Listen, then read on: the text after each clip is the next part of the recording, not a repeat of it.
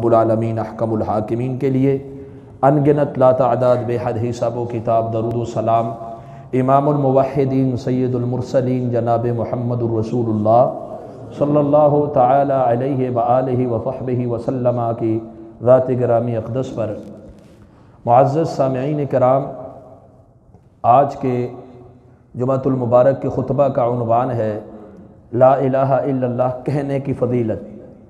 لا الہ الا اللہ میں صرف اس پوائنٹ کہی کہ اس کے کہنے کی فضیلت اور فضائل تو بہت زیادہ ہیں، ان میں سے صرف چند فضیلتیں جو ہیں وہ آپ کے سامنے رکھوں گا انشاءاللہ۔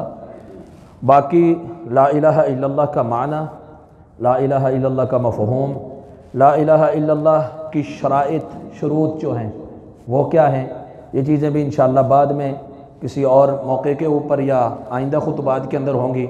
آج کے خطبہ میں صرف لا الہ الا اللہ کی فضیلت ہے، کیونکہ اللہ کے حبیب جناب محمد الرسول اللہ صلی اللہ علیہ وسلم نے فرمایا، جامع ترمذی میں حدیث نمبر 3383 ہے اور ابن ماجہ میں حدیث نمبر 3800 ہے، 3800۔ اللہ کے رسول صلی اللہ علیہ وسلم فرماتے ہیں، سیدنا جابر رضی اللہ عنہ حدیث کے راوی ہیں، افضل الذکر لا الہ الا اللہ۔ افضل ترین ذکر جو ہے، جو بندہ ذکر کرتا ہے وہ افضل ترین ذکر کیا ہے؟ لا الہ الا اللہ۔ وافضل الدعاء الحمدللہ، اور دعاؤں میں افضل دعا کیا ہے؟ الحمدللہ۔ تو یہ آج کا خطبہ جو ہے افضل الذکر کے متعلق ہے کہ افضل الذکر لا الہ الا اللہ ہے۔ ویسے اللہ سبحانہ وتعالیٰ نے یہ کلمہ اللہ کی توحید الوہیت کی عکاسی کرتا ہے۔ بظاہر وہ جب اس کا معنی مفہوم ہم بیان کریں گے تو اس کی وسعت آپ کے سامنے رکھیں گے۔ بظاہر تو یہ چھوٹا سا جملہ ہے، لا الہ الا اللہ، اللہ کے علاوہ کوئی عبادت کے لائق نہیں، کوئی معبود برحق نہیں سوائے اللہ کے، لیکن یہ کہنے کی بہت بڑی فضیلتیں ہیں۔ لیکن یہ فضیلتیں اسی کو حاصل ہوں گی جو لا الہ الا اللہ کے معانی اور اس کی شروط اور اس کے تقاضوں کے اوپر پورا اترے۔ جو بندہ لا الہ الا اللہ کو زبان سے بطور ورد، بطور ذکر، بطور دعا جاری کرے، لیکن اس کا عقیدہ، اس کا عمل وہ لا الہ الا اللہ کے منافی ہو اور وہ اس کی شرائط کو پورا نہ کر پاتا ہو، تو ایسے آدمی کے اس ذکر کرنے کا کوئی فائدہ نہیں۔ یہ فائدہ اسی کو ہونے والا ہے جو اس کے معانی اور مفاہیم کے اوپر پورا اترتا ہے۔ جب وہ زبان سے کہہ دیتا ہے کہ لا الہ، کوئی ہستی عبادت کے لائق نہیں، تو پھر وہ کسی کی عبادت کرتا بھی نہیں ہے سوائے اللہ کی۔ سوائے اللہ کے وہ اور کسی کی عبادت جب عملی طور پر نہیں کرتا، تو پھر جب وہ زبان سے اس جملے کا اقرار کرتا ہے تو اللہ اس سے بڑے فضائل عطا فرما دیتے ہیں۔ اللہ نے جتنے بھی انبیاء، جتنے بھی رسول بھیجے ہیں، انہوں نے اپنی قوم کو جو دعوت کے لیے جملہ استعمال کیا وہ کیا تھا؟ وَمَا أَرْسَلْنَا مِن قَبْلِكَ مِن رَسُولٍ إِلَّا نُوحِي إِلَيْهِ أَنَّهُ لَا إِلَٰهَ إِلَّا أَنَا۔ کوئی ہم نے آپ سے پہلے جتنے بھی پیغمبر بھیجے سورہ انبیاء میں اللہ تعالیٰ فرماتے ہیں ان کی طرف ہم نے یہ وحی کی ہے، کیا وہ کیا کہیں لوگوں کو؟ لا الہ الا انا، کوئی معبود برحق نہیں مگر میں ہوں۔ یعنی اللہ کہتے ہیں میں نے یہ کہہ کر وحی کر کے اپنے انبیاء کو بھیجا۔ اور اللہ کے رسول صلی اللہ علیہ وسلم نے سب کو جب پہاڑی کے اوپر جمع کیا تو ان کو دعوت دی، تو کون سا جملہ استعمال کیا؟ قولوا لا الہ الا اللہ، لا الہ الا اللہ کہہ دو، کامیاب ہو جاؤ گے۔ دنیا کے اندر بھی کامیابی ہے، آخرت کے اندر بھی کامیابی ہے، لیکن تم نے کرنا کیا ہے؟ لا الہ الا اللہ کہنا ہے۔ اب انہوں نے، مشرکین نے، ابو لہب وغیرہ نے انکار بھی کر دیا لا الہ الا اللہ کہنے سے، کیونکہ وہ اس کے اہل لغت ہونے کی وجہ سے جانتے تھے کہ اہل لا الہ الا اللہ ہے کیا۔ آج ہمارے اس دور کے اندر بہت سارے لوگ ایسے ہیں جو لا الہ الا اللہ کی تسبیح بھی پڑھتے ہیں، لا الہ الا اللہ کا ورد بھی کرتے ہیں، لیکن اس کا جو تقاضا ہے اس کے اوپر پورے نہیں اترتے۔ کام وہی کر رہے ہیں جو ابو لہب نے کیے، کسی درخت کو یا کسی پتھر کو معبود بنا لیا، یا کسی ہستی کو اس کے سامنے دعائیں آرزویں رکھ لی، اس کے سامنے ماتھا ٹیک لیا، نظر نیاز دے دی، تو یہ لا الہ الا اللہ کے تقاضوں کے خلاف ہے۔ لا الہ الا اللہ کے کچھ عملی تقاضے ہیں اور لا الہ الا اللہ کی کچھ شروط بھی، وہ انشاءاللہ تفصیل اپنے مقام کے اوپر آئے گی۔ تو لا الہ الا اللہ، اللہ کے علاوہ کوئی معبود نہیں۔ جب اس کی پہلے فضیلت آپ سماعت فرما لیں، جب انسان بطور ذکر اور بطور دعا یہ کلمہ پڑھتا ہے تو یہ ایمان کا اعلیٰ ترین جزو اور درجہ جو ہے وہ اسے حاصل ہو جاتا ہے۔ صحیح البخاری اور صحیح مسلم کی متفق علیہ روایت ہے۔ صحیح بخاری میں حدیث نمبر 9 ہے، اور حدیث کے راوی سید الفقہاء والمحدثین سیدنا ابو ہریرہ رضی اللہ تعالی عنہ ہیں۔ وہ فرماتے ہیں کہ امام کائنات جناب محمد الرسول اللہ صلی اللہ علیہ وسلم نے فرمایا الایمان بضع و سبعون شعبہ، ایمان کے 70، بضع کا لفظ 1 سے لے کر 9 تک بھی بولا جاتا ہے، تو کہا کہ 70 سے زائد شاخیں ہیں، 70 سے اوپر شاخیں ہیں ایمان کی۔ اب 70 سے اوپر بعض اہل علم کی تصریح کے مطابق 70 کا لفظ اہل عرب کثرت کے لیے بھی بولا کرتے تھے، جیسے اللہ تعالیٰ نے فرمایا نا ان تستغفر لهم 70 مرہ فلن یغفر اللہ لهم، کہ عبداللہ بن ابی منافق کے لیے اگر آپ 70 بار بھی استغفار کریں میں معاف نہیں کروں گا۔ کیا مطلب اگر 70 سے 80 بار کر لیں تو معاف کر دیں گے؟ نہیں، یعنی کثرت سے جتنا مرضی کر لیں، جتنا مرضی، جیسے ہمارے ہاں مشہور ہے کہ 100 بار بھی کہہ لو، مطلب یہ ہوتا ہے جتنا مرضی کہہ لو، جتنی کثرت سے کہہ لو۔ تو اہل علم کے ایک قول کے مطابق ایمان کے درجے کثرت کے ساتھ ہیں، بہت زیادہ ہیں۔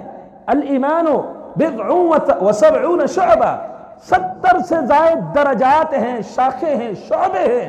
فافضلها، اور ان میں سب سے افضل درجہ کون سا ہے؟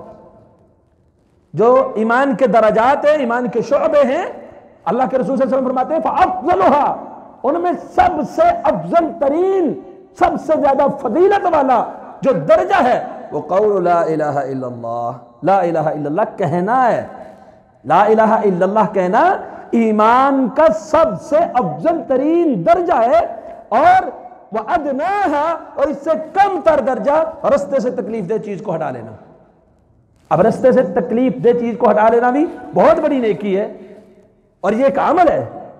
تو اس سے یہ بات بھی ثابت ہوئی، یہ ایک مسئلہ تو ہمارے موضوع کے متعلق کہ سب سے افضل درجہ جو ایمان کا ہے وہ لا الہ الا اللہ کہنا ہے۔ اور دوسرا استفادہ جو اس حدیث پاک سے ہوا وہ یہ ہوا کہ اعمال ایمان میں داخل ہیں، اعمال ایمان میں داخل ہیں۔ اللہ کے رسول ایمان کی شاخوں میں سے سب سے ادنا شاخ کون سے بیان کرتے ہیں؟ رستے سے تکلیف دہ چیز کو ہٹانا، تو یہ عمل ہے۔ رستے سے تکلیف دہ چیز کو ہٹانا کیا ہے؟ عمل ہے، اور عمل ایمان کا درجہ ہے۔ اس لیے اعمال صالحہ کی کثرت سے ایمان بڑھتا ہے، جیسا کہ بعض الناس نے کہا کہ ایمان جامد چیز ہے، گھٹتا بھی نہیں بڑھتا بھی نہیں۔ یہ کتاب و سنت کے منافی بات ہے، قرآن مجید کی آیات کے اندر موجود ہے فَأَمَّا الَّذِينَ آمَنُوا فَزَادَتْهُمْ ایمانا، ایمان والوں کا ہم ایمان بڑھاتے ہیں، ایمان جامد نہیں ہوتا، اس میں ترقی اعمال صالحہ کے ساتھ آتی ہے، بڑھ جاتا ہے۔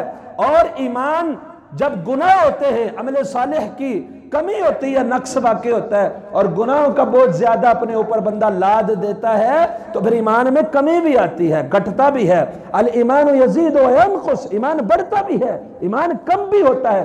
تو یہاں پر جو ایمان کا سب سے افضل ترین درجہ ہے، جو سب سے افضل ہوگا اس سے ایمان سب سے زیادہ بڑھے گا، اس میں ایمان سب سے زیادہ مضبوط ہوگا۔ تو ایمان مضبوط کرنے کے لیے، ایمان بڑھانے کے لیے جو جملہ ہے، جو کلمہ ہے، وہ کلمہ سب سے افضل ترین ایمان کا شعبہ کون سا ہے؟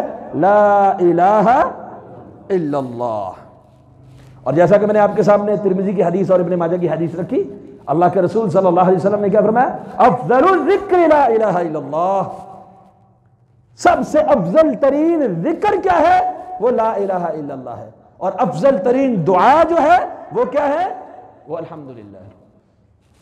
امام طبرانی کی کتاب الدعاء کے اندر حدیث نمبر ہے 1500۔ شیخ البانی علیہ الرحمہ نے ابن رجب کی کتاب ہے، امام ابن رجب رحمہ اللہ نے کتاب لکھی ہے کلمۃ الاخلاص، اور اس کی تحقیق کی شیخ البانی علیہ الرحمہ نے۔ شیخ البانی رحمہ اللہ نے اس کی سند کو حسن قرار دیا، اس کے اندر بھی یہ حدیث موجود ہے۔ امام طبرانی نے اس کو کتاب دعا کے اندر روایت کیا کہ سیدنا ابو ذر رضی اللہ تعالیٰ عنہ کہتے ہیں، انہوں نے رسول اکرم صلی اللہ علیہ وسلم سے دریافت کیا، اے اللہ کے حبیب صلی اللہ علیہ وسلم، لا الہ الا اللہ کہنا من الحسنات، کیا یہ نیکیوں میں سے ہے؟ کیا لا الہ الا اللہ کہنا نیکیوں میں سے ہے، حسنات میں سے ہے؟ اللہ کے رسول صلی اللہ علیہ وسلم نے فرمایا ہی احسن الحسنات، یہ نیکیوں میں بڑی نیکی ہے۔ احسن الحسنات، حسنات میں بھی بڑی نیکی، نیکیوں میں بھی بڑی نیکی وہ کون سی ہے اس حدیث سے کے مطابق؟ لا الہ الا اللہ کہنا۔ یہ ہے لا الہ الا اللہ کی فضیلت۔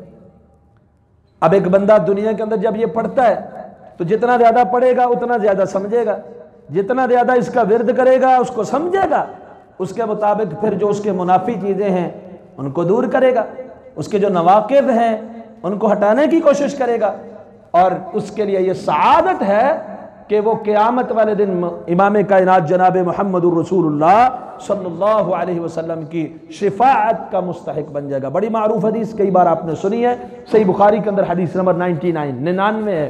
سیدنا ابو ہریرہ رضی اللہ عنہ اللہ کے حبیب صلی اللہ علیہ وسلم کے پاس ہے اور پوچھتے ہیں اللہ کے رسول سب سے زیادہ سعادت مند آپ کی شفاعت کا مستحق کون ہوگا؟ اللہ کے رسول صلی اللہ علیہ وسلم نے فرمایا ابو ہریرہ مجھے یہ گمان تھا، امید تھی کہ مجھ سے اس بارے میں سوال تم ہی کرو گے۔ وجہ کیا ہے؟ حدیث کے اوپر جو تمہاری حرص ہے، علم کے اوپر جو تمہاری حرص ہے، تو مجھے امید تھی کہ تم یہ سوال مجھ سے ضرور کرو گے کہ قیامت والے دن جن کے لیے میں سفارش کروں گا، شفاعت کروں گا، وہ کون لوگ ہوں گے؟ پھر آپ صلی اللہ علیہ وسلم نے پھر بتا دیا وہ کون ہے۔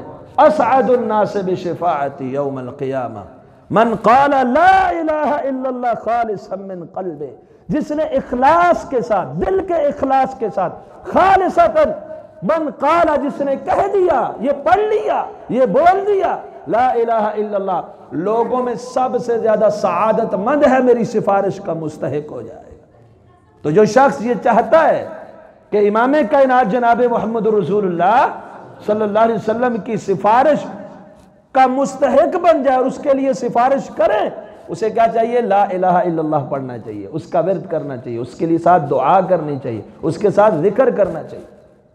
اور لیکن یہ بات ضرور یاد رکھنی ہے، یہ بات ضرور یاد رکھنی ہے، اگر ساتھ میں اللہ کے ساتھ شرک کیا پھر سفارش نہیں۔ یہ حدیث آپ کو پہلے بھی کئی بار سنا چکا ہوں، اللہ کے رسول نے فرمایا نا کہ میں سفارش تو کروں گا، وَهِيَ نَائِلَةٌ مِّنْ أُمَّتِي مَن مَّاتَ مِنْهُمْ لَا يُشْرِكُ بِاللَّهِ شَيْئًا، میری شفاعت انہی کو نصیب ہوگی جو اس حال میں فوت ہوئے کہ اللہ کے ساتھ کسی کو شریک نہیں ٹھہراتے تھے۔ مطلب جو اللہ کے ساتھ ذرا برابر بھی شرک کرتے ہیں وہ لا الہ الا اللہ کہتے بھی رہے، سفارش مصطفیٰ ان کو ملے گی۔ تو جو شخص شفاعت چاہتا ہے، رسول اللہ صلی اللہ علیہ وسلم کی سفارش، تو اسے کیا کرنا ہے؟ ایک تو شرک سے اپنے آپ کو بچانا ہے اور لا الہ الا اللہ کا ذکر کرنا ہے، لا الہ الا اللہ کا ورد کرنا ہے۔ امام ابن حبان نے، اور یہ لا الہ الا اللہ بڑا وزنی ہے، بڑا وزنی، یہ جملہ، یہ نیکی معمولی نیکی نہیں ہے، بڑی وزنی۔ قیامت والے دن ترازو لگے گا نا اور اللہ کے ہاں جو ہے نیکیاں بدیاں تولی جائیں گی، تو یہ لا الہ الا اللہ انسان جب زبان سے پڑھتا ہے کوئی دقت نہیں ہوتی، کوئی وقت زیادہ نہیں لگتا۔ اگر اخلاص کے ساتھ دل سے پڑھ لے لا الہ الا اللہ، کتنا وقت لگا، کتنی دقت ہوئی، کتنی مشقت ہوئی، لیکن جب اسے تولا جائے گا تو اس کے ہم پلہ کوئی اور چیز نظر نہیں آئے گی۔ تو امام ابن حبان نے اپنی صحیح کے اندر حدیث نمبر 2324 میں روایت کیا ہے کہ ابو سعید خدری رضی اللہ تعالی عنہ فرماتے ہیں کہ امام کائنات جناب محمد رسول اللہ صلی اللہ علیہ وسلم نے فرمایا کہ ایک دن اللہ تعالیٰ سے سیدنا موسیٰ کلیم اللہ علیہ السلام نے یہ عرض کی کہ یا رب علمنی شیئا ادعوک و اذکرک بہ، ادعوک بہ او اذکرک بہ۔ اب یہ بات بھی یاد رکھیں کہ یہ ایک تو مستند حدیث ہے، اس کی سند بھی صحیح ہے الحمدللہ۔ اللہ کے رسول صلی اللہ علیہ وسلم نے فرما دیا کہ موسیٰ علیہ السلام نے اللہ سے یہ گزارش کی، اللہ سے یہ درخواست کی، لیکن ہمارے ہاں بہت ساری باتیں مشہور ہیں کہ موسیٰ علیہ السلام نے ایک دن اللہ سے یوں کہا، موسیٰ علیہ السلام نے، نہ ان کا کوئی حوالہ ہوتا ہے، نہ ان کی کوئی سند ہوتی ہے۔ سیدنا موسیٰ علیہ السلام کے اوپر بھی بہتان ہوتا ہے، اللہ رب العالمین کے اوپر بھی جھوٹ بولا جاتا ہے۔ تو ایسی چیزوں سے اجتناب انتہائی ضروری ہے جو اپنی طرف سے بنا چنا کے، جیسے آپ نے سنا نا ایک بندہ وہ کہتا ہے اللہ آ جا میں تیری جو ہے وہ جوئیں نکالوں معاذ اللہ، اللہ تو میری گود میں بیٹھ جا میں تیری کنگھی کروں، یہ کروں وہ کروں۔ موسیٰ علیہ السلام نے منع کر دیا۔ اس طرح کی ساری جھوٹے افسانے بنائے ہوئے ہوتے ہیں جس میں وحدت الوجود کے عقائد بھی ہیں اور دیگر بہت ساری چیزیں ہیں۔ آپ سنتے رہتے ہیں، بیان کرنے والے کرتے رہتے ہیں کہ موسیٰ علیہ السلام سے اللہ نے کہا کہ جاؤ گوشت انسانی لے کے آؤ، تو ایک بندہ مل گیا، پورا واقعہ آپ نے سنا ہوا ہے، اس نے کاٹ کے دے دیا تو اللہ نے کہا موسیٰ کیا آپ کا گوشت نہیں تھا، آپ نے اپنا نہیں۔ تو یہ ساری اس میں بعض واقعات میں پیغمبر کی تنقیص بھی ہو رہی ہوتی ہے اور ان سے افضل ہستیاں دیگر بزرگوں کو بنا کر پیش کیا جاتا ہے۔ تو یہ جو بات ہے یہ اتھینٹک ہے، اور اس میں دیکھ لیں آپ اس ایسا ویسا کوئی افسانہ، کوئی اس طرح کی بات نہیں۔ سیدنا موسیٰ علیہ السلام کہہ رہے ہیں کہ یا رب علمنی شیئا ادعوک بہ او اذکرک بہ، اے اللہ مجھے ایسی چیز سکھلا دیجئے کہ میں آپ سے دعا کیا کروں یا میں آپ کا ذکر کیا کروں۔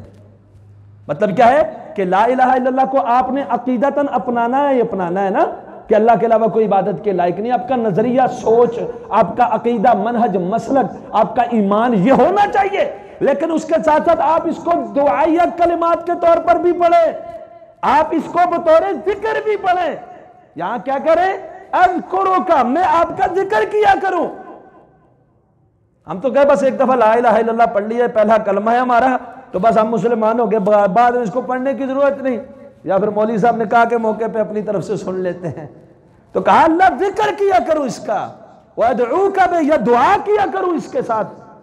تو اللہ تعالیٰ نے فرمایا یا موسیٰ قل لا الہ الا اللہ، اے موسیٰ اگر میرا ذکر کرنا ہے، دعا کرنی ہے تو لا الہ الا اللہ پڑھا کرو۔ کیا پڑھا کرو؟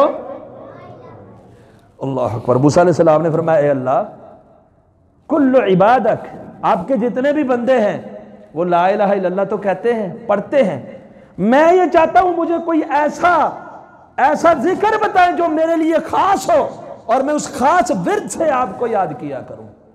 تو اللہ تعالیٰ نے فرمایا کہ موسیٰ لو ان السماوات السبع وعامرہن فی کف والارضین السبع، کہ اے موسیٰ ایک ترازو کا پلڑا ہو جس کے اندر ساتوں آسمان اور ان میں رہنے والے زمین، اور ساتوں زمینیں، ساتوں آسمان اور ان میں بسنے والے موجود ہو، اور ایک پلڑے میں لا الہ الا اللہ کو رکھ دیا جائے، لمالت بہن لا الہ الا اللہ، لا الہ الا اللہ ساتوں زمینوں ساتوں آسمانوں سے بھی بھاری ہے۔ یعنی یہ جو آپ کلمہ پڑھ رہے ہیں یہ معمولی نہیں ہے، یہ خاص ذکر ہے۔ اگر ساتوں کی ساتوں زمینیں، ساتوں کے ساتوں آسمان ترازو کے ایک پڑلے میں ہو جائے اور ایک پڑلے میں لا الہ الا اللہ ہو جائے تو وزن کس کا زیادہ ہوگا؟ لمالت بہن لا الہ الا اللہ، لا الہ الا اللہ کا یہ جملہ یہ ان سارے زمین و آسمان سے بھاری پڑ جائے گا۔ اب آپ آئیں، اگر آپ ورد کرتے ہیں، ذکر کرتے ہیں، دعا کرتے ہیں لا الہ الا اللہ کے ساتھ، تو آپ کی کتنی بھاری بھرکم نیکی ہو گئی۔ جو اللہ میزان لگائیں گے وَنَضَعُ الْمَوَازِينَ الْقِسْطَ لِيَوْمِ الْقِيَامَةِ، انصاف کا ترازو میں جب اتنی بھاری کلمات انسان کے ذکر کے طور پر، ورد کے طور پر ہوں گے تو اس آدمی کے اعمال کے وزن کا حساب لگایا جا سکتا ہے۔ یہ بڑا وزنی جملہ ہے، بڑا وزنی جملہ۔ اللہ اکبر۔ جامع ترمذی کے اندر حدیث نمبر 2639 ہے۔ اللہ کے رسول صلی اللہ علیہ وسلم نے فرمایا، عبداللہ بن عمر رضی اللہ عنہ حدیث کے راوی ہیں، اور یہ حدیث بڑی معروف ہے۔ اس حدیث کا نام ہے حدیث بطاقہ۔ حدیث بطاقہ کے نام سے بڑی معروف حدیث ہے۔ یہ کتنا وزنی ہے، ایک دلیل تو آپ نے سن لی۔ قیامت والے دن اللہ تعالیٰ ساری مخلوقات کے سامنے ایک بندے کو لائیں گے، ساری مخلوقات کے سامنے ایک بندہ اللہ کے سامنے پیش ہوگا، تو اس کے 99 رجسٹر سجلات، رجسٹر 99 رجسٹر اس کی سیاہ کاریوں کے بھرے ہوئے، گناہوں کے بھرے ہوئے، اور اس کے سامنے رکھ دیے جائیں گے کہ یہ لو تیرے جتنے بھی گناہ، جتنی بھی زندگی کے اندر جو کچھ تو کرتا رہا، سارا تحریر ہے تیرے سامنے۔ اور پھر اللہ تعالیٰ اس سے پوچھیں گے کہ یہ جو کچھ بھی تمہارے سامنے 99 رجسٹروں میں لکھا ہوا ہے، کیا تجھے اس کا انکار ہے کہ تو نے یہ نہیں کیا؟ وہ کہے گا نہیں، مجھے کوئی انکار نہیں، تو میں نے کیا۔ کیا تیرا کوئی عذر ہے؟ کوئی تیرا عذر ہے تیرے پاس کہ ہمارے محافظوں نے تیرے اوپر ظلم کیا ہو، اور فرشتوں نے وہ کچھ لکھ دیا ہو جو کچھ تو نے کیا نہ ہو؟ کیا سب کچھ وہی لکھا جو تو نے کیا یا تیرے ساتھ نا انصافی ہوئی ہے؟ کہے گا اللہ نہیں، سب کچھ وہی لکھا ہوا ہے جو میں نے کیا، کوئی نا انصافی نہیں ہوئی۔ پھر اللہ تعالیٰ فرمائیں گے ٹھہر جا، ان لک عندنا حسنہ، تیری ہمارے پاس ایک نیکی بھی ہے۔ 99 رجسٹر گناہوں کے بھرے ہوئے جن میں گناہ درج ہے، تحریر ہے، اور ایک بطاقہ، ایک پرچی، ایک کارڈ جس کے اندر صرف ایک نیکی ہے۔ فرمایا ان لک عندنا حسنہ، اور تیری ہمارے پاس ایک نیکی ہے، ایک نیکی۔ وہ کہے گا اے اللہ یہ 99 رجسٹر بڑے پڑے میرے گناہوں کے، ایک نیکی کا مجھے کیا فائدہ ہونے والا ہے؟ یعنی جب تول لگے گا، ترازو لگے گا، ترازو میں 99 رجسٹروں کے اندر اندراج گناہوں کو تولا جائے گا، دوسری طرف ایک پرچی میں لکھا ہوا چھوٹا سا عمل، چھوٹی سی نیکی، بھلا اس ترازو کو کیسے جو ہے اس کا تو موازنہ ہو سکے گا، کیسے وزن ہوگا؟ ایک نیکی کیا کرے گی؟ اللہ فرمائیں گے ٹھہر جا، آج تیرے ساتھ ظلم نہیں ہوگا، آج انصاف کا ترازو لگا ہوا ہوگا، آج ظلم نہیں ہے۔ پھر تولا جائے گا 99 رجسٹر گناہوں کے، وہ گناہ ایک پلڑے میں رکھ دیے جائیں گے، دوسرے پلڑے میں ایک بطاقہ جس پہ لکھا ہوگا لا الہ الا اللہ۔ 99 کے 99 رجسٹر اوپر کی طرف ایک نیکی سب سے بھاری ہو گئی، اور وہ بھاری ہونے والی سارے گناہوں پر نیکی کون سی ہے؟ لا الہ الا اللہ۔ اتنا وزنی جملہ ہے، لیکن اس جملے کے لیے عقیدہ بھی ایسا ہی ہونا چاہیے، لا الہ الا اللہ، شروط بھی پوری ہونی چاہیے، وہ انشاءاللہ بیان کریں گے۔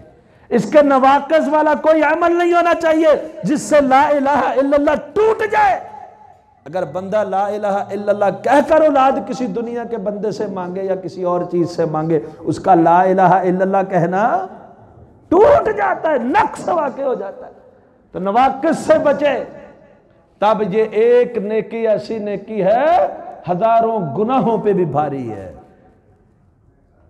99 رجسٹر سارے کے سارے ہلکے ہو گئے، ایک لا الہ الا اللہ بھاری پڑ گیا۔ یہ ایسی نیکی ہے توحید کی نیکی، اور پھر اس کے ساتھ ذکر، پھر اس کے ساتھ دعا، اور یہ ایسی نیکی ہے، یہی نہیں کہ قیامت میں ترازو باری کر دے گی، موت کے وقت بھی بڑی راحت ملے گی، بڑا سکون ملے گا۔ لا الہ الا اللہ کے ورد کرنے والے کو موت کے وقت بڑا سکون ملے گا۔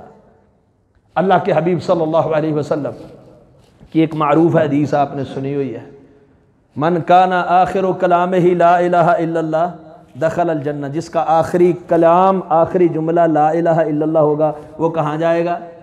جنت میں۔ اور یہ بھی آپ نے سنا ہوا لقنوا موتاکم بلا الہ الا اللہ، اپنے مرنے والوں کو لا الہ الا اللہ کی تلقین کرو، لقنوا تلقین کرو۔ یہ تو ہماری کھوپڑی ہے، ہم اپنے زاویے سے سوچتے ہیں، ہم کہتے ہیں کہنا نہیں، بس پڑھتے جاؤ لا الہ الا اللہ۔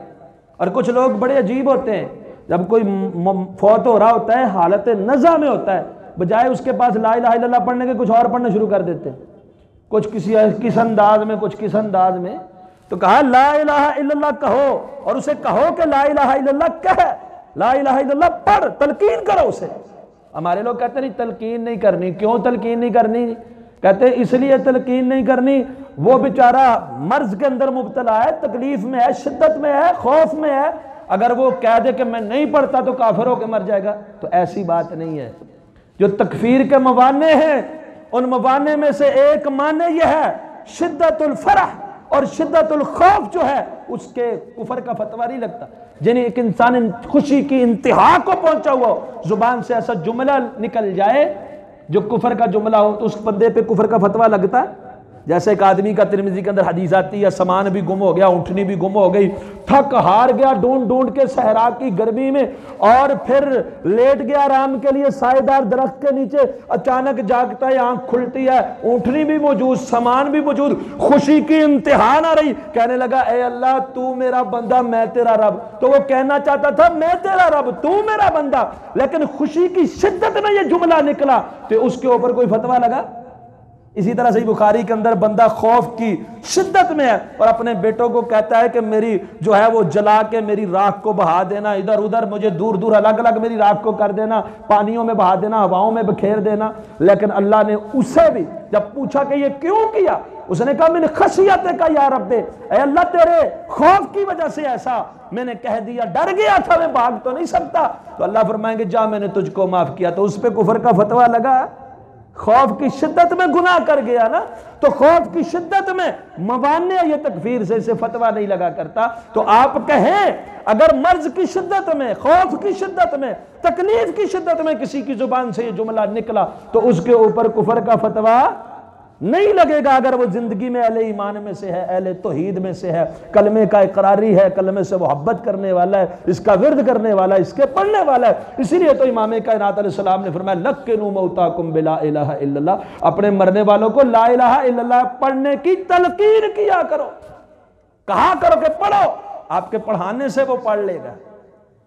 تو اب سیدنا عمر بن خطاب رضی اللہ تعالی عنہ، سیدنا عمر بن خطاب رضی اللہ عنہ ایک دفعہ گزر رہے تھے، تو ان کا گزر سیدنا طلحہ رضی اللہ عنہ کے پاس سے ہوا۔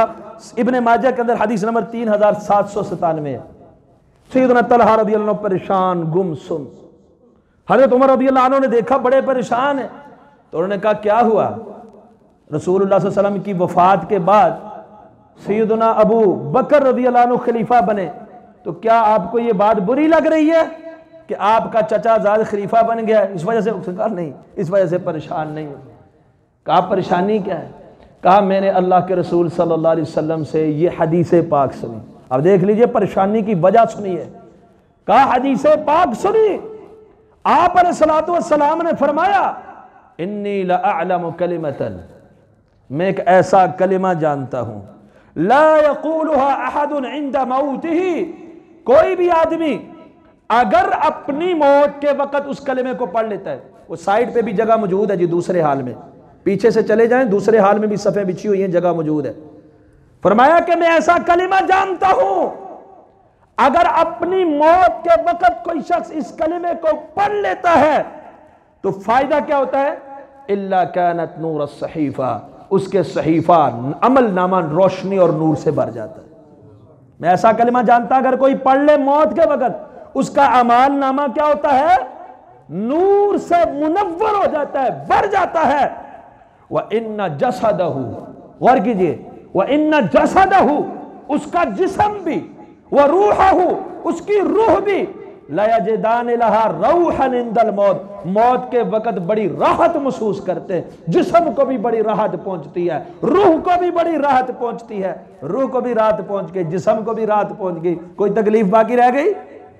کہ روحانی طور پر بھی راحت، جسمانی طور پر بھی راحت، اسے راحت پہنچتی ہے۔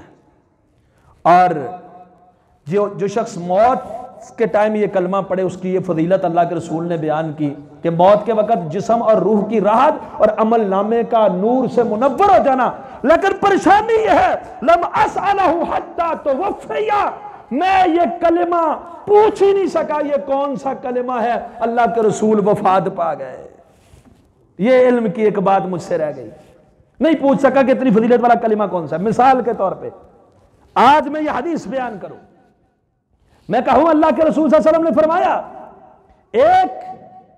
ایک کلمہ ایسا ہے جو شخص اس کو پڑھ لے اس کا عمل نامہ روشن ہو جاتا ہے، اور اس کے موت کے وقت اس کی روح کو بھی راحت پہنچتی ہے، اس کے جسم کو بھی راحت پہنچتی ہے۔ کلمہ آگے نہ بتاؤں وہ کون سا ہے، کیا کسی کو پریشانی ہوگی؟ تھوڑے لوگ ہیں جو پریشان ہوں گے، کسی وجہ سے آگے نہ بتا سکوں، بعد میں مجھ سے کوئی وقتی طور پر پوچھ نہ سکے، کیا وہ کھڑا رستے میں کہیں گم سم پریشانی کی کیفیت میں مبتلا ہوگا؟ علم کی حرص نہیں ہے، حدیث کی حرص نہیں ہے۔ صحابہ بڑے دور دور کا سفر کر لیا کرتے تھے ایک ایک کلمے، ایک ایک جملے کے لیے۔ تو کہا یہ کلمہ سن نہیں پایا اور اس کے متعلق پوچھ نہیں پایا، سانحہ وفات آ گیا، اللہ کے رسول دنیا سے رخصت ہو گیا، اب کس سے پوچھو؟ سیدنا عمر رضی اللہ عنہ نے فرمایا پریشان نہ ہو، میں جانتا ہوں وہ کلمہ کون سا ہے۔ کہا کون سا کلمہ؟ کہا جب اللہ کے رسول کے چچا ابو طالب حالت نزع میں تھے، وفات کے قریب تھے، اللہ کے رسول نے انہیں کہا تھا لا الہ الا اللہ پڑھ لو، اگر اس کلمے کے علاوہ کوئی اور کلمہ موت کے وقت زیادہ نجات والا ہوتا اللہ کے رسول وہ کلمہ بتا دیتے۔ یہ پریشانی دور ہو گئی، علم کی بات پتہ چل گئی۔ تو یہاں اس حدیث سے یہ بات ثابت ہوئی کہ لا الہ الا اللہ جو موت کے وقت پڑھتا ہے عمل نامہ روشن ہو جاتا ہے، جسم راحت والا، روح راحت والی ہو جاتی ہے، اور سب سے زیادہ نجات والا جو جملہ ہے وہ کون سا ہے؟ مرتے وقت کیا پڑھے بندہ؟ لا الہ۔ اس لیے اپنے مرنے والوں کو لا الہ الا اللہ کا کہا کرو، تلقین کیا کرو۔ اللہ اکبر۔ امام حاکم نے معرفت علوم الحدیث کے اندر صحیح سند کے ساتھ ذکر کیا ہے، تاریخ بغداد کے اندر بھی موجود ہے۔ حدیث کے بہت بڑے امام ابو زرعہ الرازی رحمت اللہ تعالی علیہ، کیسے کیسے علم حدیث کے ماہر لوگ، اللہ نے ان کے ساتھ کتنا انعام و کرام کیا۔ حالت نزع کے اندر ہے امام ابو زرعہ الرازی رحمت اللہ علیہ، حالت نزع میں ہے، اور ان کے شاگرد ان کی بیمار پرسی کے لیے آئے۔ جب دیکھا کہ ان کی کیفیت اندازہ ہو جاتا ہے کہ اب یہ ان کا وقت جو ہے وہ آخری ہے، ان کو یاد آ گیا کہ اللہ کے رسول کا یہ فرمان ہے جو مرنے والا ہو اسے کیا کرو؟ موت کی لا الہ الا اللہ کی تلقین کرو۔ تو اتنا بڑا امام، ہمارا استاذ، حدیث میں ایک نام ہے، علم حدیث میں، علم رجال میں، تو میں اس کو کیسے کہوں کہ لا الہ الا اللہ پڑھو؟ یہ تو علم کا سمندر ہے، میں تو شاگرد ہوں ان کا۔ تو انہوں نے کہا اچھا آپس میں ہم حدیث کا ایک مذاکرہ کرتے، امام صاحب ہمارے سن رہے ہیں۔ اللہ اکبر اللہ۔ آج آپ کو کوئی مثال ملتی ہے، کوئی استاد ہے، کوئی اہل علم میں سے ہے اور وفات کے قریب ہے، اور آپ اس کے سامنے اس وقت بھی علم لے رہے ہوں، حدیث کا مسئلہ پوچھ رہے ہوں، مذاکرہ کر رہے ہوں، کوئی مانتا ہے؟ تو کہہ گو بیمار ہے، ملنے ہی نہیں دیتے، جاؤ۔ یہاں شاگرد کہہ رہے ہیں جی آپ بیمار ہیں، ہم یہاں پر ذرا حدیث کا مذاکرہ کر لیں۔ یہ حدیث کی محبت تھی، حالت نزع میں بھی حدیث کے مذاکرے اپنے پاس کروا رہے ہیں۔ شاگردوں نے کوئی اور حدیث کا مذاکرہ نہیں کیا، ایک شاگرد نے پڑھنا شروع کر دیا، حدثنا احمد حدثنا فلان حدثنا فلان، حدیث کی سند پڑھنی شروع کر دی۔ محدثین کا یہ طریقہ اسلوب ہے، سند کے ساتھ حدیث پڑھتے ہیں۔ انہوں نے سند پڑھنی شروع کر دی۔ اب استاد بھی تھے، اتنے بڑی علمی شخصیت بھی تھے، اور ان کے جانے کا صدمہ بھی تھا، کیفیت بھی بڑی نازک تھی، آگے پڑھنے کی ہمت نہیں ہوئی، رستے میں رک گئے، درمیان میں رکے۔ دوسرا حوصلے والا شاگرد شروع ہو گیا، اس نے وہاں سے آگے سند پڑھنی شروع کر دی، مذاکرہ ہو رہا ہے نا، اس نے وہاں سے آگے سند پڑھنی شروع کر دی۔ جب وہ سند پڑھ رہا ہے تو پڑھا اس سے بھی نہیں گیا۔ استاد کی داغ مفارقت، علم کا ایک سمندر ہمیں چھوڑ کے جا رہا ہے، محروم کر رہا ہے، پریشانی ہے، غم ہے، اور یہ حدیث ان کی جلالت کی وجہ سے ان کو کہہ بھی نہیں سکتے کہ لا الہ الا اللہ پڑھو، تمہاری نزع کا وقت ہے، خود اتنے بڑے امام ہیں، اور ساتھ حدیث بہانے سے پڑھ رہے ہیں، تو آگے پڑھنے نہیں ہو رہی، صدمے کی وجہ سے زبان سے وہ سند جاری نہیں ہو رہی، رک گئے، نہیں پڑھ سکے۔ یہ حالت نزع میں لیٹا ہوا اللہ کا ولی، امام، وقت کا امام، آگے سے حدیث پڑھنی شروع کر دی، آگے سے حدیث پڑھتی، سند پوری کی، پوری کرنے کے بعد سیدنا معاذ تک پہنچے۔ سیدنا معاذ فرماتے ہیں کہ امام کائنات علیہ السلام نے فرمایا من قال آخر کلام من کان آخر کلامہ لا الہ الا اللہ دخل الجنہ۔ ترجمہ اس کا یہ، جس کی آخری کلام لا الہ الا اللہ ہو گئی وہ جنت میں داخل ہوگا، ساتھ ہی روح پرواز کر گئی۔ ہاں، یہ رتبہ بلند ملا جس کو مل گیا۔ حالت نزع کے وقت صرف زبان سے لا الہ الا اللہ جاری نہیں ہوا، پوری سند کے ساتھ فرمان رسول بھی پڑھ دیا کہ جو یہ پڑھے گا وہ جنت میں داخل ہوگا۔ آخری کلمہ بھی لا الہ الا اللہ ہو گیا، اور آخری وقت جاتے جاتے علم حدیث بھی بتاتے جا رہے ہیں۔ یہ وہ لوگ ہیں سعادت مند جو دنیا کے اندر لا الہ الا اللہ سے محبت کرتے ہیں۔ آگے حال میں جگہ موجود ہے، بھائی تشریف لے جائیں، آگے والے حال میں تشریف لے جائیں۔ جو دنیا کے اندر لا الہ الا اللہ کو پڑھتے ہیں اور اس کے مطابق ان کا عقیدہ، نظریہ، منہج اور مسلک اور ایمان ہوتا ہے، یقین ہوتا ہے، اور پھر اس کے ساتھ دعا کرتے ہیں، اس کے ساتھ ورد کرتے ہیں، اس کا اپنی زبان سے جاری رکھتے ہیں لا الہ الا اللہ، اس کو سمجھتے ہیں، پڑھتے ہیں اور اس کا ورد کرتے ہیں، ایسے لوگوں کو اللہ دنیا کے اندر بھی بہت بڑی کامیابیاں عطا فرما دیتا ہے، موت کے وقت بھی بڑی راحتیں ہوتی ہیں اور آخرت کی منزلیں بھی بڑی آسان ہوتی ہیں۔ قولوا قولی ھذا استغفر اللہ لی ولکم ولسائر المسلمین۔